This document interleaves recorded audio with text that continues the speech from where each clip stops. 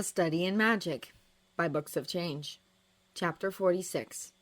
For Life. Lestrade and Ellen checked into the hospital within an hour after small group per the advice of their midwife, after they told her the cola trick didn't make Isaac move. Martin, Rupert, and Elise were left at Jackie's as usual, but Julia opted to come along. Ellen was taken to the examination room after a 15-minute wait as an unheard of occurrence. The nurse on duty did the usual checkups and called for another attempt to excite Isaac with a sugary drink. The general air was that of treating a false alarm. It all looked so ordinary. Routine. Everything started to change when the nurse started frowning.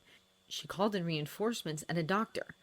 The doctor came, and after feeling around for 10 minutes, she declared Isaac needed to come out now. Something wasn't right.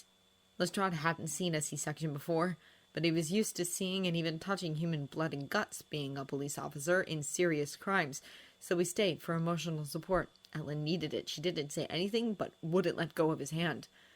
No experience in serious crimes prepared him for what was to come. It was an entirely different game to witness your own wife with an incision and her guts lying on a table. The sight almost undid him. The doctor took out Isaac. He was as white and limp as damp papier-mâché. He didn't cry. In fact, he looked dead. Lestrade barely registered the questions directed at him after Isaac was transported to the NICU. The doctor in charge mentioned severe blood loss, possible organ failure due to shock, and brain damage from the lack of oxygen. Cause of blood loss was still unknown. Did Ellen have any incidents of physical trauma? Even the slightest bump could have caused the hemorrhage.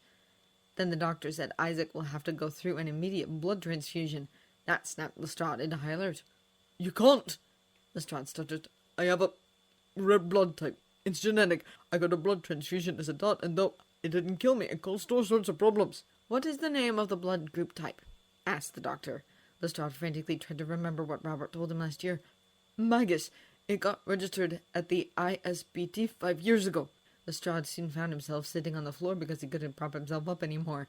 Someone had grimly reported Isaac's body didn't react well to the first transfusion attempt, and they were rushing to find a unit of O and Magus-positive blood. The clock was ticking, and they were losing him fast. As he stared at the floor, heart in his mouth, Lestrade desperately willed the staff to hurry up, please save Isaac, let Isaac live. He also prayed the same many times. The silence that echoed after his desperate prayers was frightening. Isaac's second and third transfusions went through without any problems, but the transfusions depleted the entire supply of O and Magus-positive blood in London.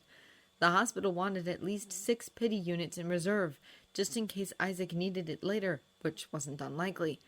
Lestrade didn't know who spread the word, Julia perhaps, but he was this close to grabbing a nurse by the cuff and demanding that they just take all his blood, never mind procedure, when John arrived at the scene with all of his in-laws, Arthur and Molly Weasley, Sirius Black, and Albus Dumbledore. "They're all positive for the Magus blood group," John announced, somehow looking awe-inspiring despite the ever-present cardigan and pregnant bump. "How are they all here so quickly?" protested someone inconveniently sharp. "The antigen was discovered in America, and all known occurrences of Magus-positive persons are from there. How did you know about this? What's going on?" Lestrade espied Dumbledore waving his wand under his summer coat. "Here is the documentation," said John, brandishing a blank sheet of paper. "Everything seems to be in order," said the sharp someone from earlier, his eyes out of focus. "You just need to verify everyone's ABO type and process their blood as usual," said John calmly. "You don't have to take my word or records by faith." Mr. Someone nodded. "Yes, of course." Only Arthur and Molly were O positive and eligible for donation. "Do you have any children over the age of 18? Asked the phlebotomist who was rubbing iodine on Arthur's left arm. "We want to have as much blood in reserve as possible." "Yes, Bill, Charlie, and Percy," said Arthur, who was staring at the proceedings with terrified fascination. "Bill and Charlie are overseas, but Percy, he still lives with us." Molly called Percy over the MMN right after this, just before she got her blood drawn. "Can't this wait, Mother?" said Percy sanctimoniously. "I am terribly busy at the moment. I'm working on a report for a new regulation on cauldron bottoms. There have been an increased number of incidents of leakage lately." Lestrade wanted to scream. His son's life was on the line, and the prat had the gall to talk about reports? Cauldron bottom reports? "Percy, Ignatius Weasley, you will come here this very instant! Molly roared, making everyone jump. A baby's life is on the line, and he needs you! All right, said Percy, looking quite alarmed. Then he turned to someone they couldn't see and said, Excuse me, Mr. Crouch, but I need to leave for a moment. I'll return as soon as I see what the fuss is about. If your son doesn't show up in 5 minutes, I will be responsible for my actions, muttered Lestrade after the call ended. I understand, sighed Arthur. He picked nervously at the plaster covering the fresh puncture on his arm. Now, don't you worry. He'll be here in a moment. Lestrade wanted to believe him. Percy Weasley arrived in 3 minutes, thus saving Lestrade the trouble of killing him. Are you sure this is safe? Asked Percy after answering a volley of questions he didn't understand, but secretly advised on how to answer. He looked as though he was about to face torture as the nurse looked for a suitable vein. Father, are you absolutely sure? Yes, it's perfectly safe. Muggles do it all the time, said Arthur. Then he stretched out his arm. I just went through it myself, and see, nothing went wrong. You'll be fine. Why wasn't the baby delivered at St. Mungo's? Percy demanded, turning pasty white when the nurse brought out the needle. It would have been healed immediately with a blood-replenishing potion.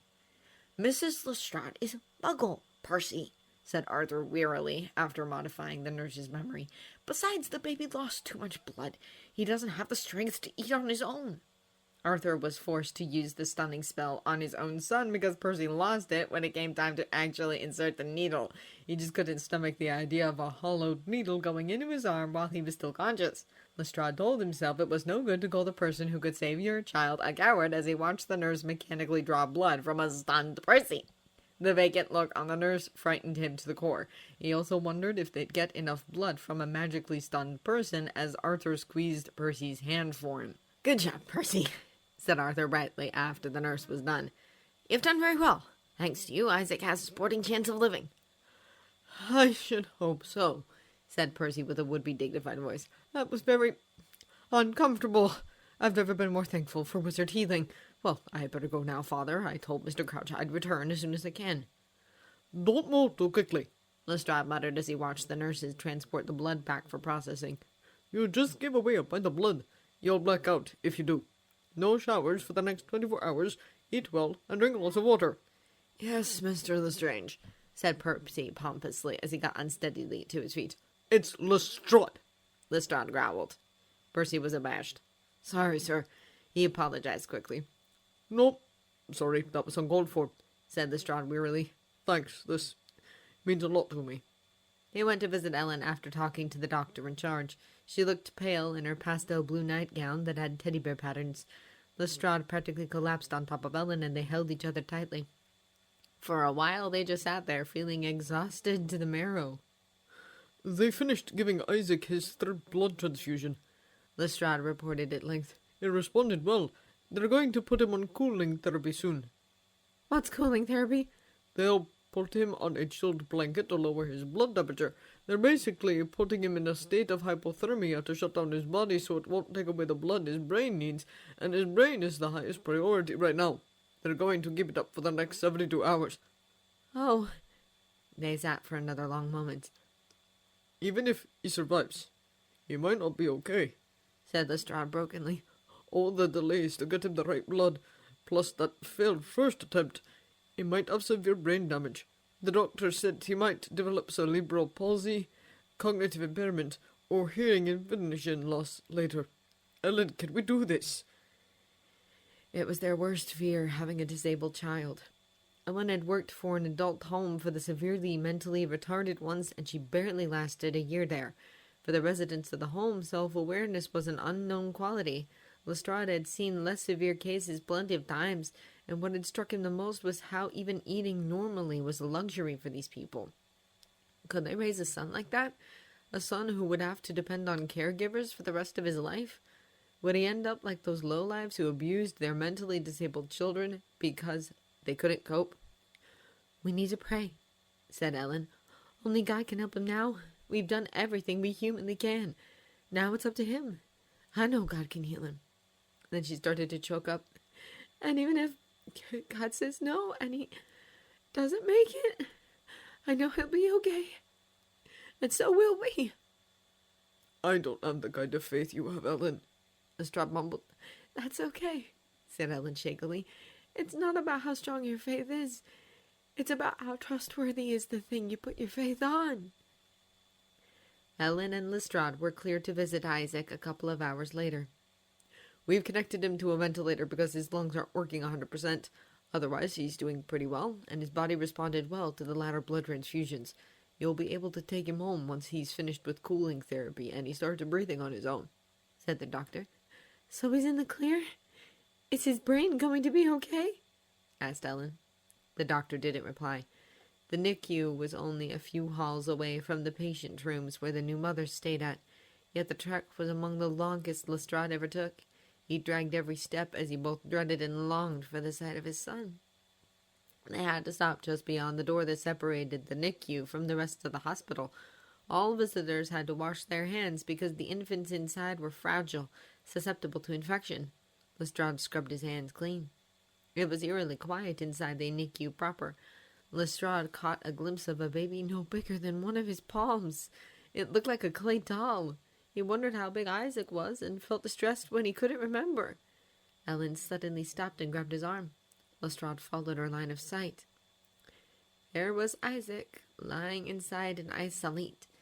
He was hooked up to too many machines and shivering on top of a blue mat. He was naked except for his nappy, and his entire body was the shade of purplish red bare hands took when outside the cold for too long. His eyes were sealed shut, and both of his tiny clenched fists were resting next to his face. Lestrade blinked back the tears that sprung up. "You're alive," he thought. "Thank God you're alive. Please be well. Please be well." Quite a few visitors came once the news got out. His mates at the station came bearing balloons, sweets, and caffeine drinks. Ellen couldn't eat any of the solid edibles until much later because she hadn't passed the gas yet, and the hunger and painkillers made her very cranky. Donovan visited too, and so had many of his old socos, including Anderson. Jason and Jeremy stopped by, the former bearing food and the latter several changes of clothes. Jackie and the non-pregnant small group ladies were there all day, every day, pretty much, relieving Lestrade of his hovering duties whenever he wanted to go see Isaac, which was all the time, when they weren't praying for Isaac's full recovery. His father-in-law visited every evening. He didn't talk much, if at all, but Lestrade was certain he was doing some kind of subtle magic whenever he stood over the sleeping Isaac. He always had a deep look of concentration on his face, and his jacket rustled as though a wind was blowing, but there wasn't any wind. Mr. Shin also tossed out the healer from St. Mungo's Hospital of Magical Maladies and Injuries Jeremy brought in to look over Isaac after the healer made a comment that implied it might be a kindness to let Isaac go, considering he may not have the magic that would have prevented this from happening in the first place. Magic children didn't hemorrhage inside the womb, according to the healer. Superintendent Chambers came to visit 2 days after Isaac's birth. Lestrade was shocked because he thought Chambers regarded him as a grunt with a funny last name and a dubious work record. He later cynically wondered if there was some political motive behind the visit. Ellen chided him for not giving his super the benefit of the doubt. After all, Chambers was a father too. And Sherlock came to visit by himself. "Where's John?" asked Lestrade stupidly, acutely aware there were several days' worth of growth on his face. "Baker Street," grunted Sherlock. "I told John to stay." Lestrade wondered about the shouting match the flat must have triggered. "I don't let you." "We didn't argue," said Sherlock almost offensively. "Now are you going to let me see your son, or not?" Sherlock stared at Isaac like a tall, gaunt granite statue. His face was expressionless, but something about his stillness suggested he was in a state of deep turmoil. Was he imagining Benedict in the same state as Isaac? Was he wondering what he would do if something like this happened to Benedict? Was he considering the possibility Benedict may not even survive if the same thing happened to him? Lestrade received no answers. Sherlock left abruptly without saying a word. "Sorry about him," John sighed when Ellen and Lestrade told what happened over the phone. "I rather hoped—" "God, I married a winner, didn't I?" "We don't mind," said Ellen. "You know, you should stop being so mean to him." "I'm mean to him," said John blankly. Do you read the blog?" "You compliment him as a detective and as Harry's dad? But you put him down whenever you talk about him as a husband," said Ellen flatly. "Why do you do that when they're the same person?" John was silent for a long spell. I do that, don't I? Said John. Yeah, you do, said Ellen without a trace of malice. John let out a tiny sigh. What a winner I am, said John ruefully. Thanks, Ellen. And quietly she hung up the phone. Lestrade returned to the flat after Isaac was off cooling therapy, but still on the medical ventilator. There he checked himself in the mirror for the first time in 4 days. An old man looked back at him. His hair appeared to have gone from mostly gray to almost completely white. He wondered what happened as he idly pinched a few strands between his fingers. "Daddy, you look old," Martin declared when he went to Jackie's to pick up his other children, whom he had neglected horribly. "Beard!" shouted Rupert, pointing at it. Yes, beard, and I look old because I am old, said Lestrade. He looked around. Where's your sister? "Older or younger?" Martin asked. Lestrade sighed. Both. "Louise in bed," said Rupert. "Julie with Howie." Lestrade blinked. What? As though summoned, Julia and Harry entered the living room. Julia was holding Elise, who was squirming energetically, and Harry had a stuffed bear in one hand, a robot doll in the other. Something green and slimy was dripping off his wire-framed glasses, and his hair looked as though something blew up in his face at close range. "Hi, Dad," said Julia, sounding terrifyingly calm and mature. "I told Auntie Jack and Grandpa to take a break. Then I called Harry for help because I couldn't take care of Elise, Martin, and Rupert all at the same time." I was useless, Harry muttered. Lestrade wasn't sure if he wanted to shoot Harry or thank him from the bottom of his heart. "So how is Isaac?" asked Julia. He opened his eyes, said Lestrade. I took a picture. Look. He took out his phone and flipped through the photo album for the correct photo. He'd taken many. Julia's breath hitched when she saw Isaac's chubby face. He had a head full of dark hair, rosy red cheeks, and nostrils still sported the ventilator tube. Both of Isaac's tiny fists were next to his face in a boxer pose, and he was staring straight at the camera through his dark, penetrating eyes. "When is he coming home?" Julia whispered. We don't know yet, said Lestrade. Soon, hopefully. Julia nodded as she studied her newest brother with damp eyes. Isaac was able to breathe on his own 24 hours after he finished cooling therapy. He was the same weight as the day he was born, exactly half a stone. Lestrade didn't care about that. All he cared about was now he could hold him. Isaac was by no means the smallest newborn of his children, but he felt the most fragile. Lestrade held him gingerly against his chest, his right hand curling protectively over the back of Isaac's head, and savored the minute tickling sensation of Isaac breathing. Then he laughed when Isaac slowly made his way down to one side, mouthing.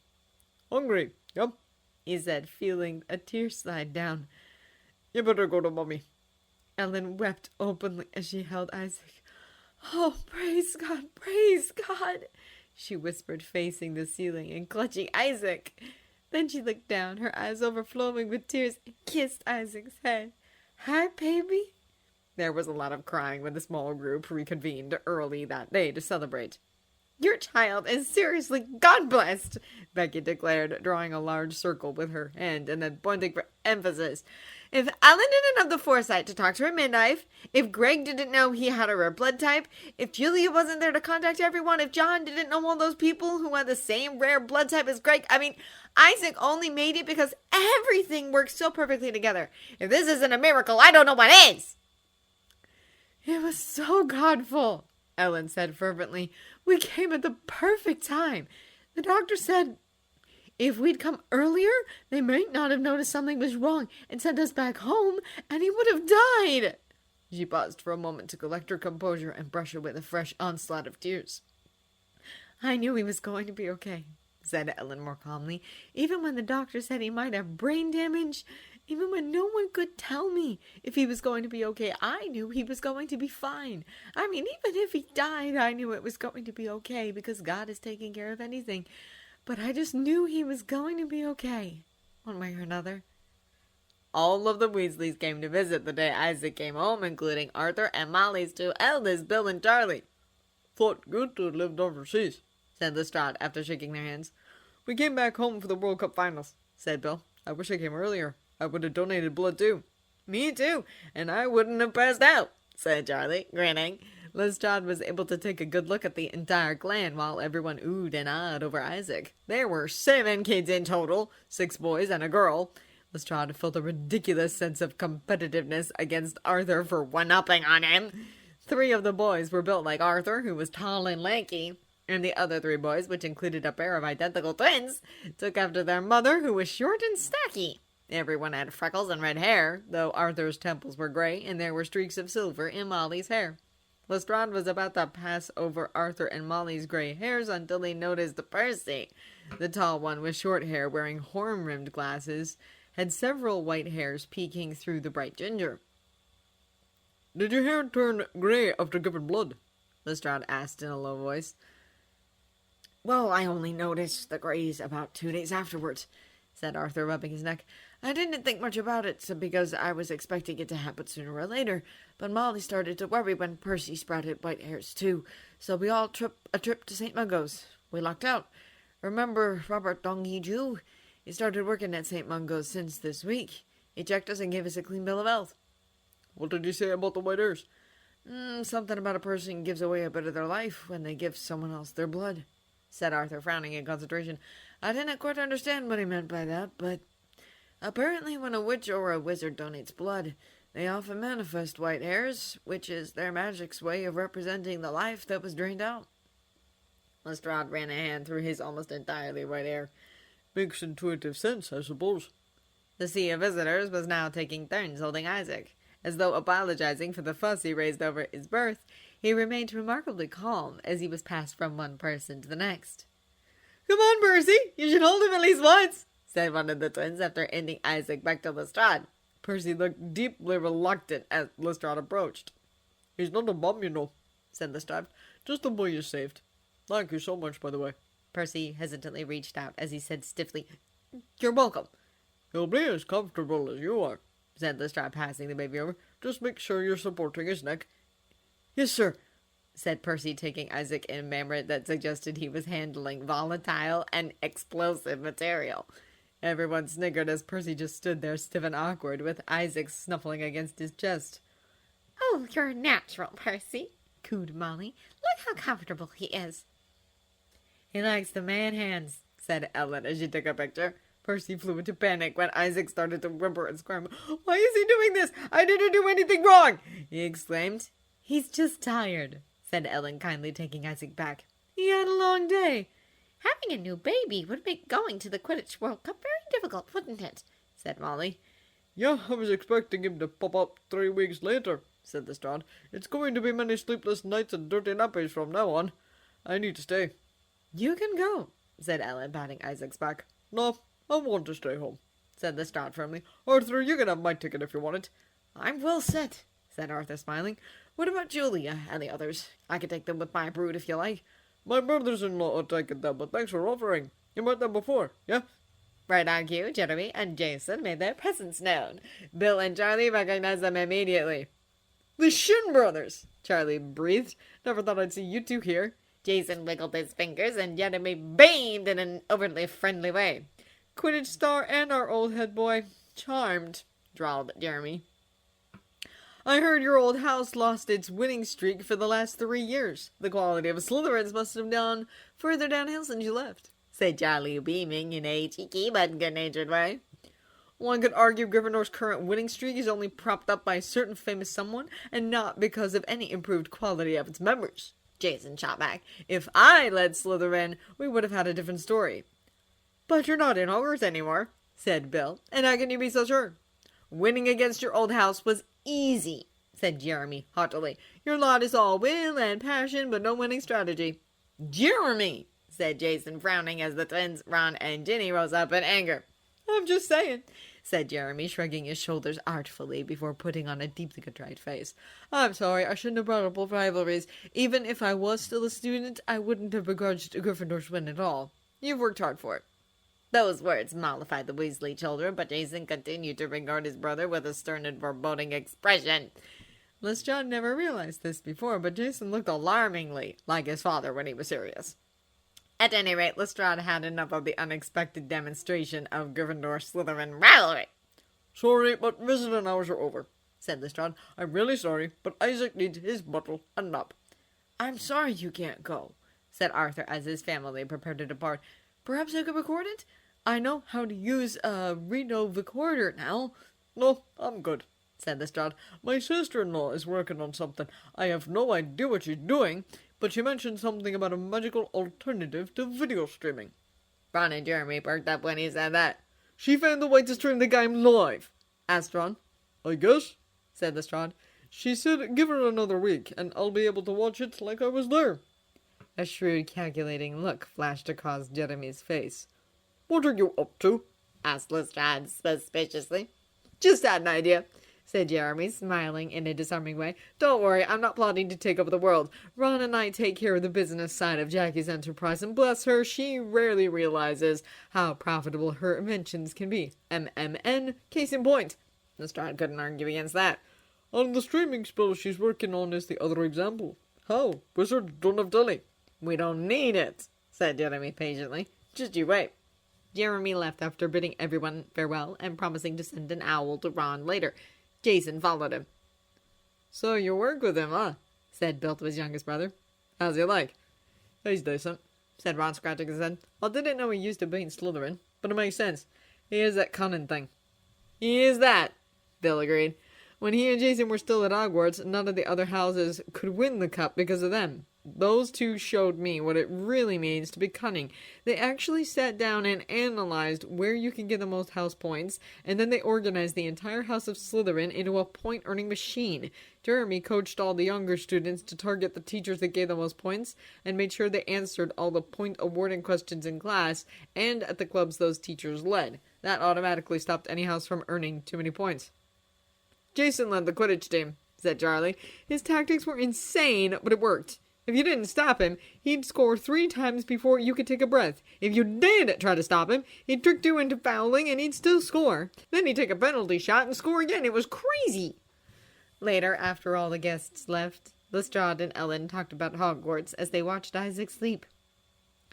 I don't like the house rivalry, said Ellen. Why can't they just put everyone in one dorm? It's probably traditional, said Lestrade. Ellen hummed thoughtfully as she rubbed Isaac's tummy.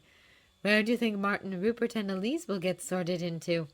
Well, Rupert loves imitating Julia, so he'll probably want to go to Hufflepuff. Julia said she took the sorting hat into putting her anywhere but Slytherin, because she didn't want to be in the same house as the Malfoy brat. He might do that. I can see Rupert in Hufflepuff, said Ellen. Martin is pretty analytical. So maybe Ravenclaw. Elise loves dive-bombing straight into anything. So maybe Gryffindor. Where do you think you'd be sorted into? Asked Lestrade, smiling. I wouldn't be able to go there. I don't have magic. But if you did? Ellen shrugged. I don't know. Anywhere is fine. What about you? Where do you think you would have been sorted in? No clue. I think Hufflepuff, said Ellen seriously. You and Julia are exactly alike. Julia takes after her bum, Lestrade protested. Maybe her looks and maybe her smartness, but her personality is all you. That's why I love her.